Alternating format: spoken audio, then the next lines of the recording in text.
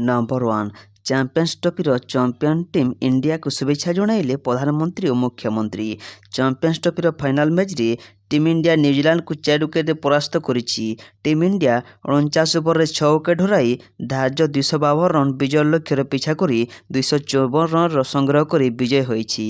Champions trophy champion होगा पर प्रधानमंत्री नरेंद्र मोदी और मुख्यमंत्री मोहन माझी शुभेच्छा जणाइछन्ति।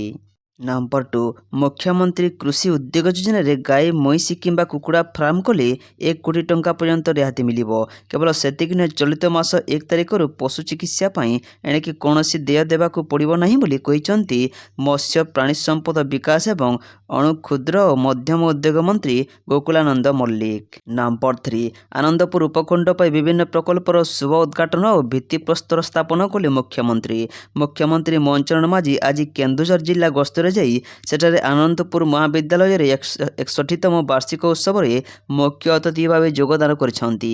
ए अवसर में मुख्यमंत्री आनंदपुर उपखंड पाई प्राय 42 कोटी टंकार 16टी प्रकल्पर शुभ उद्घाटन करिथिबा बेले विभिन्न उन्नयनमूलक कार्य पाई प्राय 118 कोटी टंका व्ययर भित्तिप्रस्तर स्थापन करिसेंती।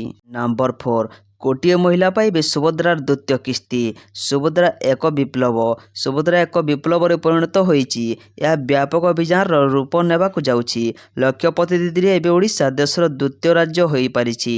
महिला विरुद्ध हिंसा लिप्त व्यक्ति स्थान करे नुहे बरम जेल रे। सुभद्रा योजनार द्वितीय किस्ती प्रदान अवसर में मुख्यमंत्री मोहन माझी यह कहिसंती।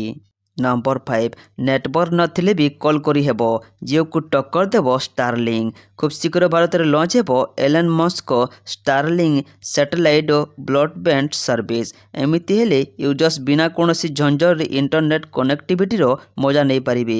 एक रिपोर्ट मुताबिक स्टारलिंक सर्विस लॉन्च पई केंद्र सरकार अनुमति दे सारिछंती। नंबर 6 अश्लीलता रोकवाकू दंडनाच महासंघर निष्पत्ति। लोककला और पौराणिक नाटक हेबो परिवेषण। हजि जाउतबा गंजामर लोककला को परिचित कराइबाकू उद्यम आधुनिकता सापसीढ़ीर खेल में छंदी हो सारी दंडनाच। एवं ताकू पूर्व स्थिति को फेर आने प्रयास करिसेंती सरकार। आ दंडयात्रा देखा मिलबनी मेलोडी की सामाजिक नाटक। पौराणिक काल्पनिक नाटक हेबो दंडनाचर मुख्य आकर्षण। नंबर 7 पीजी नामलेखा प्रवेशिका परीक्षा मार्क अनुजाई चयन मे 4 रु परीक्षा। स्नातकोत्तर नामलेखा पई एकक नामलेखा प्रवेश परीक्षा हेबो। एथिपि आसंता सोमवार ठारू आवेदन आरंभ हेबो। तेबे वर्तमान फॉर्म पूरण तारीख आरंभ होइतिबा बेले आसंता 28 तारीख जाए आवेदन करि परिबे। साम्स वेबसाइट रे आवेदन करि परिबे। तेबे 28 रे नामलेखा प्रक्रिया शेष हेबा परे 29 तारीख रे फॉर्म संशोधन हेबो। नंबर 8 10 बांग्लादेशी गिरफ 2टी मोबाइल सह बांग्लादेशी नोट जबत।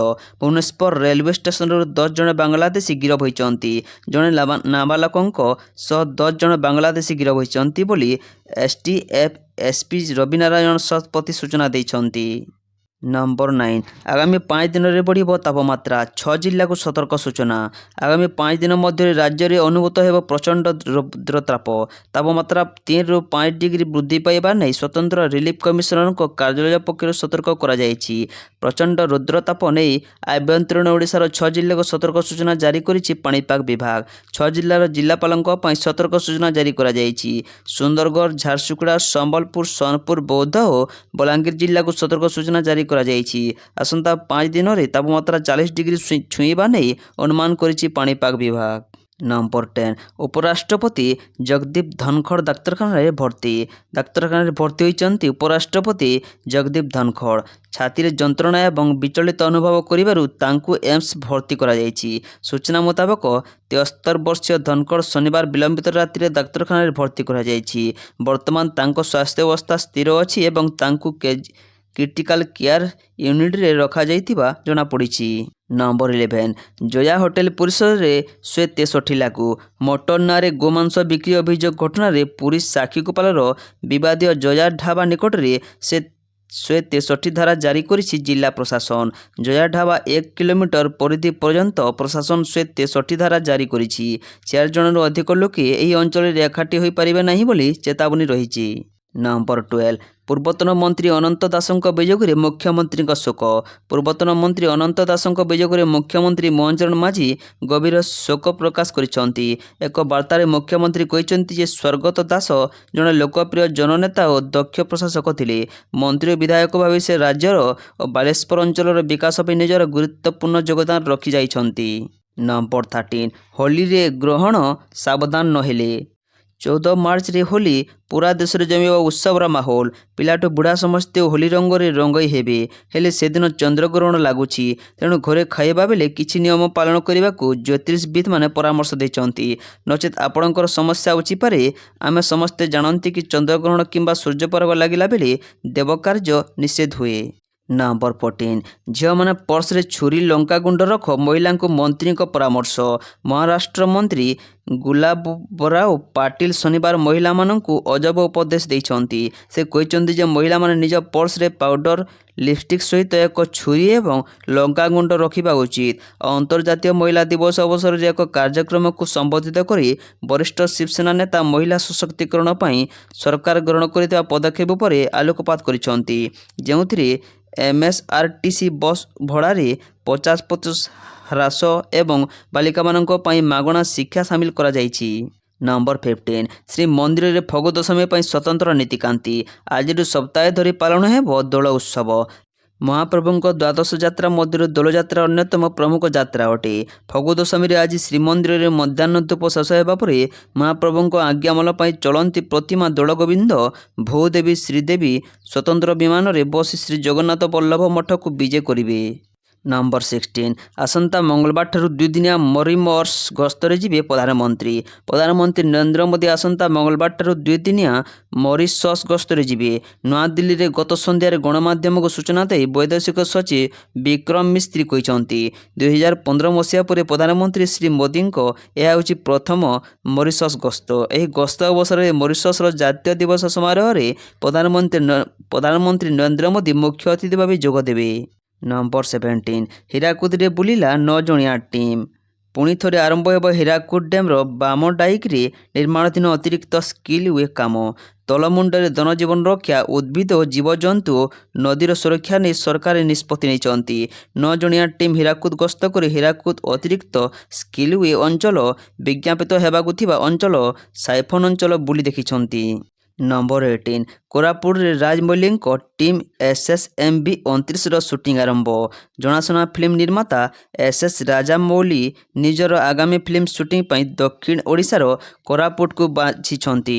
ଜିଲ୍ଲାର ବିଭିନ୍ନ ପର୍ଯ୍ୟଟନସ୍ଥଳୀରେ big budget Telugu film SSMB 29ର ସୁଟିଂ ଆରମ୍ଭ ହୋଇଛି। କିଛି ଦିନ ପୂର୍ବରୁ ଲମତାପୁଟ, ମାଛକୁଣ୍ଡ, ପୁଟସିଲରେ ସୁଟିଂ ହୋଇଥିଲା। ବର୍ତ୍ତମାନ ତାଲାମାଲିରେ ଏହି ଫିଲ୍ମର ସୁଟିଂ ଚାଲିଛି। ନମ୍ବର 19 ମୁହଁରେ ଅଧିକ କେଶ ପାଇଁ ବିଶ୍ୱ ରେକର୍ଡ। ଜଣେ ସାଧାରଣ ବ୍ୟକ୍ତିଙ୍କ ମୁହଁରେ ଦାଢ଼ି ଏବଂ ମୁହଁରେ କେଶ ହେବାର ସ୍ୱାଭାବିକ ହେଲେ କାହାର ସମ୍ପୂର୍ଣ୍ଣ ମୁହଁରେ ଘନ କେଶ ବଢ଼ିବା ଜଣେ ବ୍ୟକ୍ତିଙ୍କ ପାଇଁ ଟିକେ ଭିନ୍ନ। ମଧ୍ୟପ୍ରଦେଶର ଜଣେ 18 ବର୍ଷୀୟ ନାବାଳକର ମୁହଁରେ ଅସ୍ୱାଭାବିକ କେଶ ବୃଦ୍ଧି ପାଇଛି, ଯେଉଁଥିପାଇଁ ସେ ଗିନିଜ୍ ବିଶ୍ୱ ରେକର୍ଡ ମଧ୍ୟ କରିଛନ୍ତି। ନମ୍ବର 20 ମହିଳା ସମୃଦ୍ଧି ଯୋଜନାକୁ ଦିଲ୍ଲୀ ସରକାରଙ୍କ ମଞ୍ଜୁରୀ।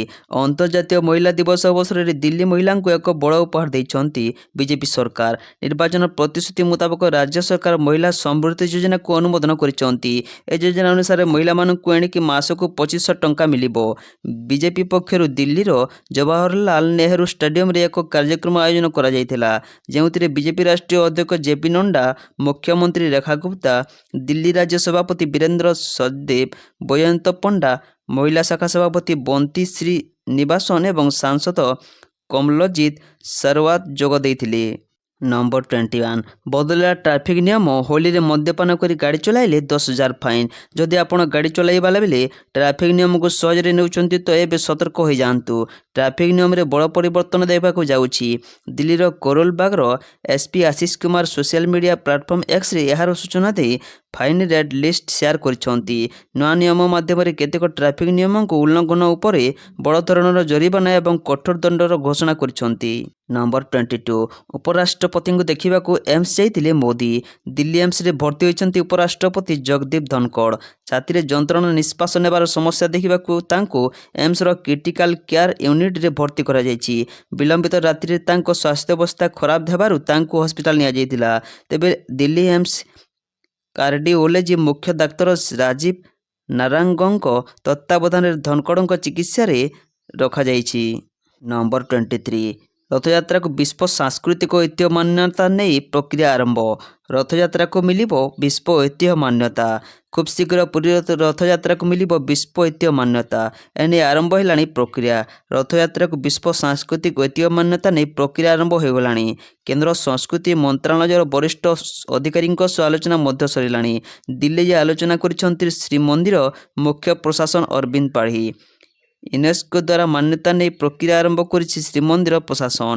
ଏନେଇ ଖୁବ୍ ଶୀଘ୍ର ନାମାଙ୍କନ ପତ୍ର ଦାଖଲ କରିବ ଶ୍ରୀମନ୍ଦିର ପ୍ରଶାସନ।